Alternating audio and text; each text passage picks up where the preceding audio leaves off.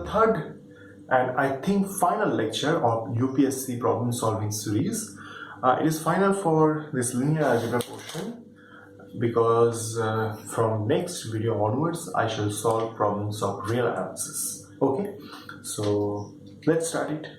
Today I shall solve the problems of UPSC from UPSC 2016. And in this year also, like the previous year, linear algebra gave us 70 marks. Okay, and the questions were, except one or two questions were almost very easy, like cup of tea. So you guys can see the question here, all the questions you can see. Now today I'm not going to solve all the questions because I have done the questions for the sake of basic ideas in the previous videos. But today what I am seeing here, I am getting only the repetition of those concepts only. There is nothing new.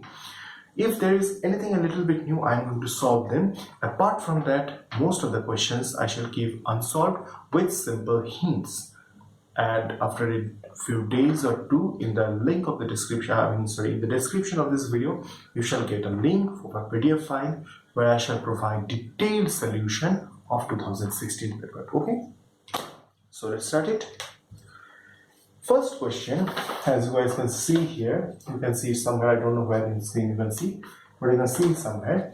They're asking, using elementary row operations, find the inverse of A, where A is this matrix 1 2 1 1 3 2, then 1 0 1. This is the matrix given. Okay, and they are saying, using row operations, using elementary row operations, find the inverse of this matrix. What we have to do, I am not giving the exact method, I am not giving the detailed method. What I am doing, first we shall constitute this type of new matrix. What is that?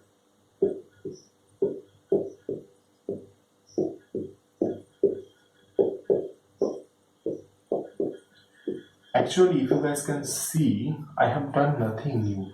I have actually made a partition and written a 6 cross, no, it is rows are 1 to 3. Okay, 3 cross 6 matrix that I have written here. Now what you guys have to do, you have to reduce this matrix, or actually this part, you have to reduce this one into this. That is, you have to reduce this one into this form, or identity matrix. Okay, now see, if some elementary transformation converts a matrix into the identity matrix, then if we use the same operations on an identity matrix, then that identity matrix will give us the inverse matrix of the first matrix. Okay, because we are using the same elementary operations. Those who have studied carefully elementary operations or the basic theory of elementary operations, so what actually elementary operations are, they can easily understand why this is happening. And those who have a little bit problem with that arena, I can tell you that after completing the problem solving series, I shall obviously make series on theories of those portions, and then I shall in detail tell this thing. Okay, so what you have to do here, I'm writing the hints or the step. Okay, I'm writing the hints. You guys follow blindly those hints because you don't have to discover any rocket science here. Okay, so what you do, first, step 1, form a new matrix.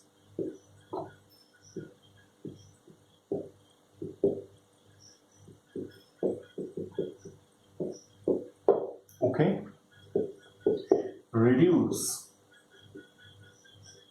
A to I3 and use same operations on I3 simultaneously.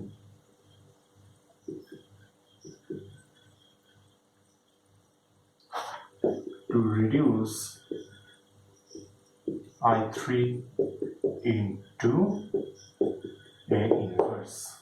Okay, this is a hint for the first problem, and I don't think I have to tell anything more on this. You guys just find it. It is nothing difficult. And if you find any difficulty in problem solving, like in calculation and all the things, don't be scared. I am uploading the solution within 2 or 3 days. Till then, you guys try to find it. And the second problem is an interesting one. I haven't done this type of problem till date. Not till date, I mean not in this series. Okay, the problem is they have given a matrix.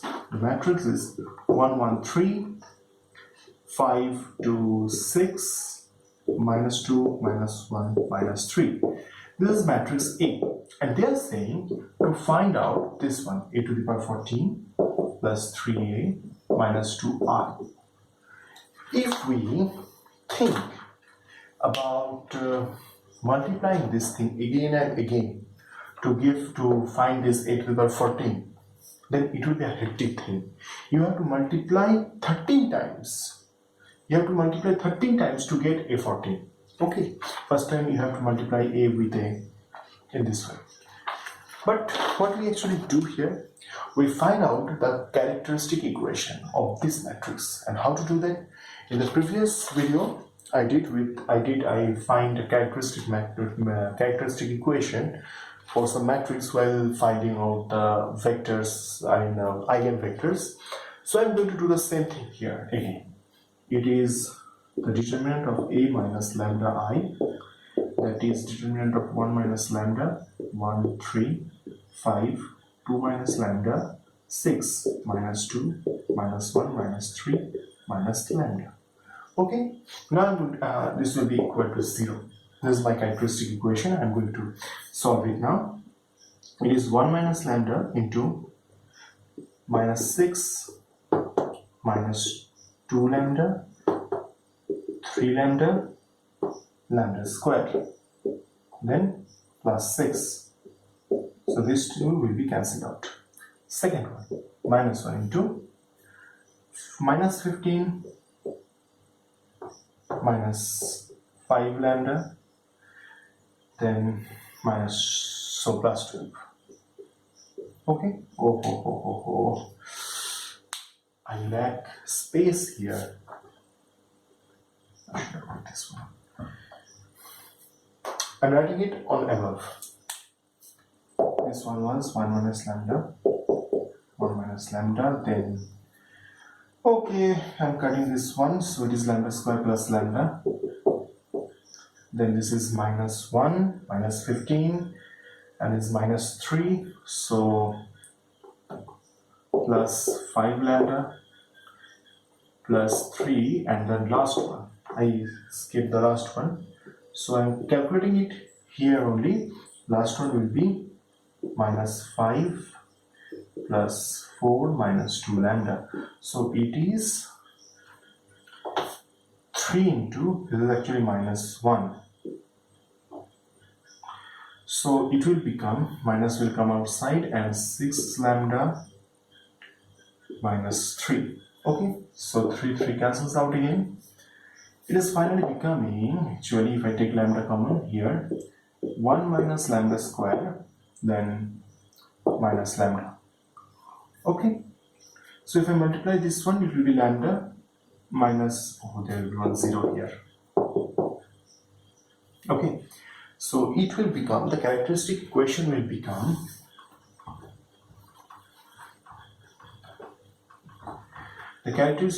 will simply become this one, lambda cube is equal to 0. Now we all know one thing, that a matrix satisfies its characteristic equation. It means if we put a in place of lambda, then it will still be okay. It means that a cube is equal to 0.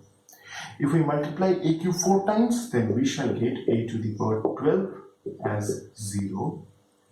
Now I have to multiply here a square again to get a14.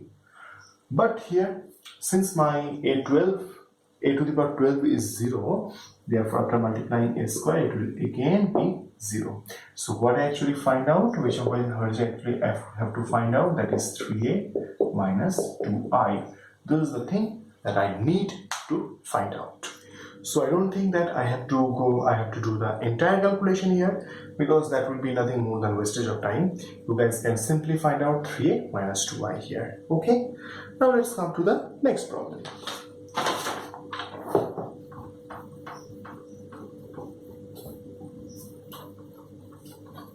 The next problem says they have given, again they are saying us to do some row operations to find the conditions that the equations have a solution. Equations are x minus 2y plus z is equal to a, then 2x plus 7y minus 3z is equal to b, 3x plus 5y minus 2z is equal to c. Right? Now they have said, using elementary row operations, find the condition that these equations have a solution. We know when this type of equations possess a solution, that happens only when the rank of the matrix and rank of the augmented matrix becomes equal. It means the rank of this matrix 1 minus 2 1 2 7 minus 3 3 5 minus 2, when the rank of this matrix and the rank of this matrix becomes same, then only we get a unique solution of this one. Okay, we get a solution of this problem. So let's start with it. Let's find out the rank of this. I want to say one thing which I explained last year also, that when I am calculating the rank of this matrix, I'm actually calculating the rank of, when I'm calculating the rank of this augmented matrix, I'm calculating the rank of the original matrix only. Like after a few steps, just think in this way, leave the last column away and keep this up to this, and then we will be able to understand what is the actual rank of the actual matrix, or the matrix of the coefficients. Okay, let's start with it. The first step, what I shall do, let's make this first column apart from 1, all of them 0. Okay, how to do that? This will remain as 1 minus 2 1 and a, and I have to multiply 2 with the first row and subtract it from the second one. I have to multiply 3 with the first row and I have to subtract it from the last one. So what I shall do here, R2 minus 2R1, R3 minus 3R1. That will give me here, it will be, wait a moment, it will be 0, obviously. This is minus 2, so minus 2 into minus 2, then it will be actually plus 4. So when I add with this one, then it will be 11. Then minus 2, minus 5, and a minus 2 is 2a, b minus 2a, b minus 2a. And the last one, it is 0, obviously. Then it is minus 2 into 3, so minus 6, and when I'm giving 1 minus outside, it is becoming 6, so 6 plus 5 is again 11. In a similar way, this one will be minus 5, this one will be c minus 3a. Okay, now as we can see that, leave the last column apart. If I take up to this one, what about this matrix? We see for this matrix, the last two rows are actually same. It means its rank is actually 2. So to have the equations a solution, we should have one thing, that this C minus 3A will have to be 0. Why? Because we need to make the rank of this augmented matrix 2. And for that purpose, we need only 2 non-zero rows. The third row should be equal to 0, so that we can get the rank of the augmented matrix 2. Now for the augmented matrix, first 3 columns are actually the original matrix. So when I shall use one more row operation, this up to this part will become 0. Okay, but this one can create trouble. Okay, that's why we shall say that the equations will have a solution when C will be equal to 3A. Now, if C is equal to 3A, then only the equations that are given here will possess a solution. Okay? Or, I think one more thing is there. One more thing. These two should be same. Okay? These two should be same, because since these two rows are almost same, these two should also be same. And that means, or we can do one more thing. See, we can take one step more to make this one 0, entire row, third row 0. What we shall do? We shall simply subtract the second row from the third row, and it will become 1 minus 2, 1A, 0, 11 minus 5, B minus 2A, and the final one 0, 0, 0, and this one will be C minus 3A minus B plus 2A. So it will finally become C minus A minus B. So this one should be 0. So C minus A minus B is equal to 0. That is C is equal to A plus B. If this thing happens, then only the given equations will have a solution. Okay? So I think it is done. It is clear also, I hope. Let's come to the next problem. Now, the next problem is a real monster. This is a very good problem. Probably the best in this year's question paper. It says there are three vector spaces are given here. Okay? The first one is W1. It is given in this way. You guys can see the question, I hope. It is x plus y minus z equal to 0. First space. Second vector space is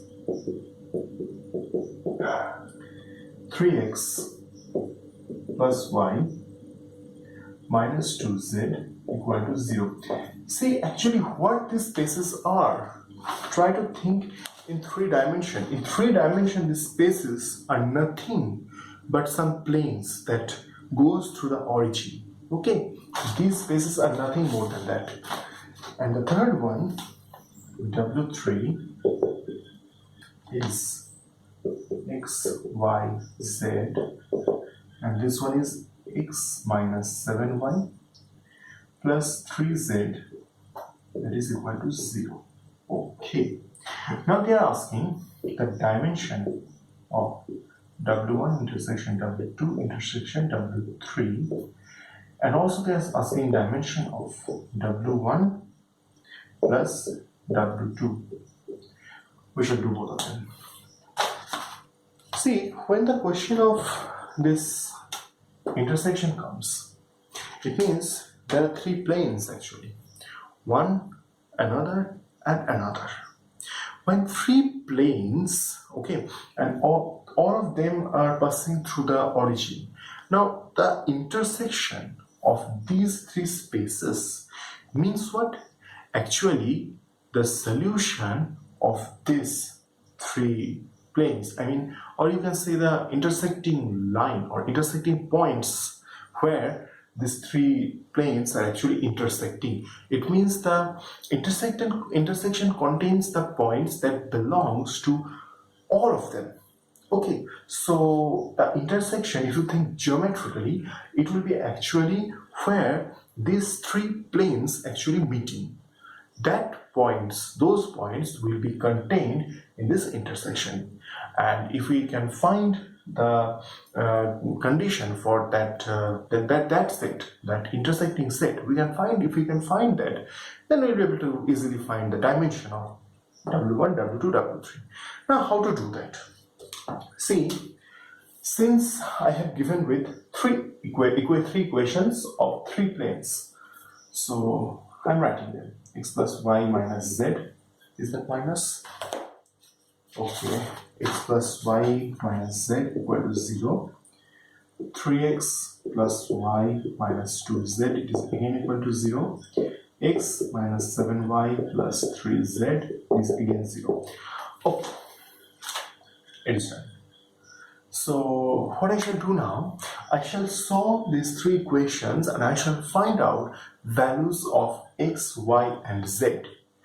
To find out those values which satisfy simultaneously all these three equations, or in other words, I am going to find out those points which lies in all these three planes simultaneously, or in other words, I am going to find out those points which belongs to this and this three vector spaces simultaneously. Okay, let's do it. Now, if I multiply the first one, or no, I should not do that. What I should do here? Okay, let's multiply the first one, 3x plus 3y minus 3z, then it will be equal to 0. 3x, I'm taking the second one, plus y minus 2z is equal to 0.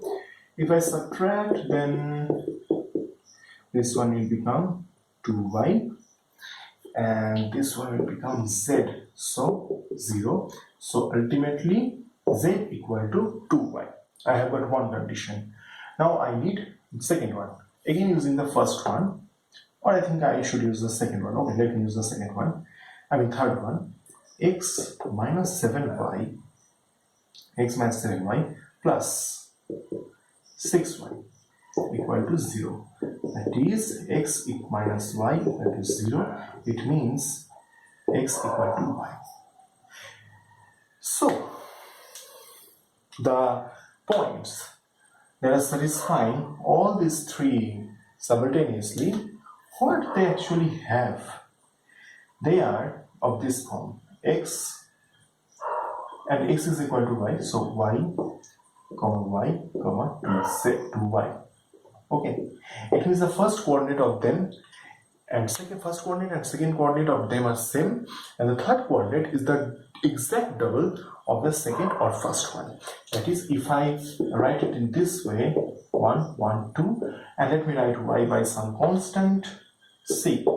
Okay, so which we were trying to find out the dimension of W1 intersection W2 intersection W3. The dimension is actually first I write the space W1 intersection W2 intersection W3. This is actually nothing but x, y, z, such that this thing happens, such that x equal to, like I wrote previously, x equal to y equal to 2z. Okay, like I wrote before. And finally this set will become actually this one, c into 1, 1, 2, such that c belongs to set of all real numbers. Okay, this is the vector space that we were asking for. Now one can ask that, is it contain the zero vector? Indeed, if we take c, then it will become the zero vector, and clearly the dimension of the space is 1. Why? Because this set is being spanned by this 1, 1, 2 vector. Okay, so I think it is done. And for the second part, I have to use one very famous formula. And that formula is dimension of W1 plus W2, that is equal to dimension of W1 plus dimension of W2 minus dimension of W3, sorry, W1 intersection W2. Okay, so I'm calculating the dimension of W1 and W2 for you, and also W3 W1 intersection W2 also I shall calculate. You guys have to find out this one. Okay, let's do it. Dimension of W1. Okay, see what W1, the equation of the plane is x plus y minus z equal to 0. Okay, so it means actually z equal to x plus y. If I assume x as a and y as b, then it will take this form. So the set W1 can also be written in this way: a comma b comma a plus b, or we can write it in this way. If I take a common, it will be 1 comma 0 comma 1 plus. I hope you guys can understand what I'm actually doing here. See, I have divided the element or the terms in such a way so that I get this type of two vectors. You guys can check that this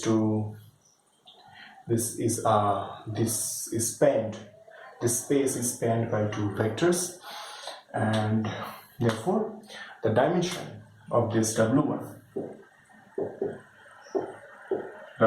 is 2. Okay, next, dimension of W2. See again, 3x plus y minus 2z equal to 0. Similar way, find out z. This is 3x plus y by 2. Okay, so it will give us, if I take x as a, y as b, then we shall get a comma b comma 3 by 2a plus b by 2. Okay, then it will be a 1 comma 0 comma 3 by 2 plus b into 0 comma 1 comma half. So again, the space W2 is also spanned by two vectors, therefore dimension is 2. Now, intersection of W1 and W2. Let's do that. This one is W1, this is W2. So x plus y minus z equal to 0.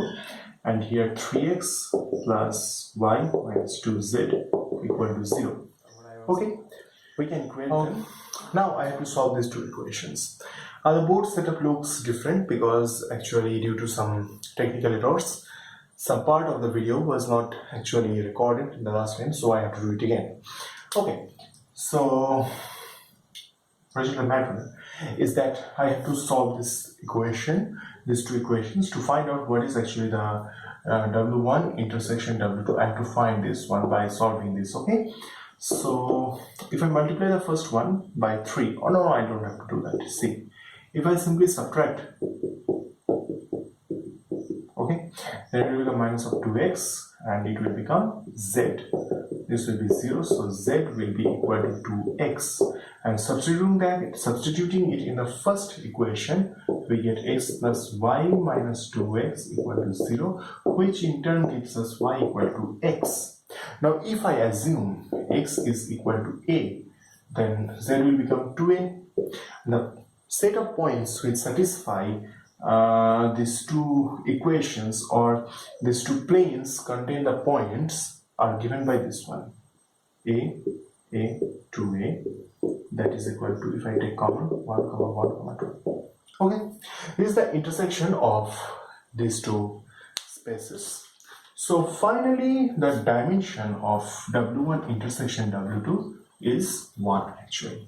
See, so W1, dimension of W1 plus W2 will be nothing but dimension of W1 plus dimension of W2 minus dimension of W1 intersection W2. That is 2 plus 2 minus 1, so it is 3. So clearly W1 plus W2 is giving us the entire R3 because its dimension is 3. Okay, I hope it is done. All other problems are related to eigenvalues. They have said a straightforward question. They have said to find out the eigenvalue and eigenvector. They have given 1, 2, 3 questions, total 18 plus 6 plus 10. So 34 marks questions they have given on linear transformation and matrix representation. Okay. So I'm not solving them because I have already solved those type of questions several times in this series only. If anyone find it difficult, I'm going to give the solution set, and if you guys want in future, if the solution set also doesn't help you, I'll make another video on this type of doubts. Okay, I'm proving the only theoretical question given here. They're saying eigenvalues of a Hermitian matrix. Hermitian matrix is real. Okay. Eigenvalues of a Hermitian matrix is real. What is actually Hermitian matrix? Hermitian matrix is a complex matrix. If we take first of all conjugate of that and then transpose of that, then it will give us the first one. Okay. Now let's start with it. Assume that A is a harmonic matrix of what I'm saying, Hermitian matrix.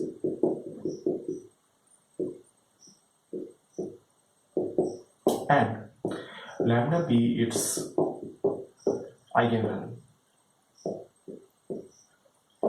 x be eigenvector of this eigenvalue. Okay, I'm giving an outline proof. I'm not proving it in detail. Then we shall get this one. Ax is equal to lambda x. Let me take conjugate transpose in both sides. So first taking the conjugate one and then transpose. It is a real number actually. So if we take, it can be real or can be complex number, I'm not sure. But taking transpose doesn't affect it. Transpose is only for the matrices. So it is becoming x bar then transpose, and this is becoming A, because A bar transpose will be A, because A is Hermitian matrix. Then this is equals to lambda bar x bar t. Okay, now what I do, I here do one thing. See, again one more thing here. That is, if I multiply x on both sides, let me do it. X bar transpose, keep it as it is, Ax, and it is lambda bar x bar transpose x in this side also. See what is this becoming? This Ax part, Ax is already lambda x, then put lambda x here. Okay, and if I put lambda x here, see what's happening. Lambda is a real number. Lambda is a scalar. Lambda can be real, can be complex, but let me tell lambda is a scalar. What I actually want to mean that these two will be as they are. Okay, this one will happen. Then this is lambda bar. If I take both of them common, this will become this.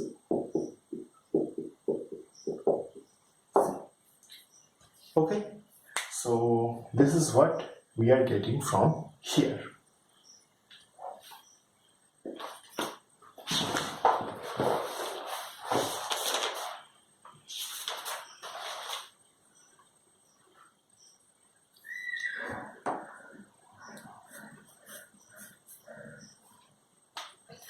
Now, as we can see, what it is giving us actually, this is we have taken transpose of a vector And I mean, we have this one will give us the, you know, some kind of modulus type of thing. So that is not zero. That can't be zero. Okay. So if anything is zero here, is these two. It means lambda equal to lambda bar. And lambda equal to lambda bar means what? Lambda equal to lambda bar means actually that these two, I mean, complex number and its conjugate, they are becoming same. Only once this thing can happen, only when this implies lambda is a real number. Okay, so that's it for today. That's it for UPSC linear algebra portion. From next video onwards, I shall solve questions of real analysis. I hope that this entire series has helped you. Please give me feedback. Please tell me how you guys are feeling about this entire series. I hope you guys have liked it. It has helped you in your hectic preparation. And I shall provide you solution of calculus and analysis in the next video onwards. Do your best. All the best. Jai Hind.